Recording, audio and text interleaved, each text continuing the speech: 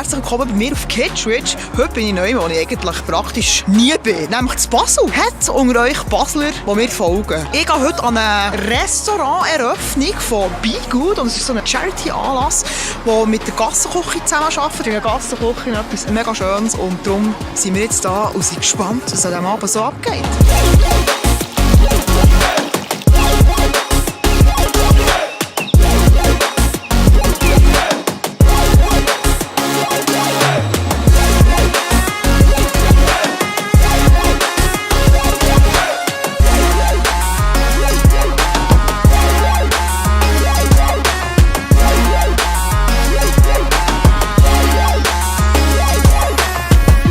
Als ich zu diesem Restaurant hergelaufen bin, bin ich wirklich so ein bisschen eingeschüchtert gewesen, weil, es ist ein Fastfood-Restaurant. Und ich dachte so, nein, ein Hipster-Fastfood-Restaurant, oh mein Gott. Und ich bin reingekommen, ein wunderschönes Ambiente, das wirklich dazu einlädt, einfach etwas zu bestellen vor der Theke und einfach länger dort zu hocken und ein bisschen schneller auch ein bisschen zu essen. Sie preisen auch sehr, sehr krass an, dass sie eben sehr regional sind, saisonal. Ich habe dann auf die Speiskarte geschaut und habe gehofft, dass es irgendetwas Fleischiges getroffen hat. Ich hatte zum Glück gehabt. Es hat Burgers, also man kann dort einfach gesund zum Mittag oder zum Nachtessen. Hat mich wirklich eigentlich ganz hart erstaunt, wie fein das war. Und es hat wunderbar nette Mitarbeiter gehabt. Also top, kann man super mal vorbeigehen.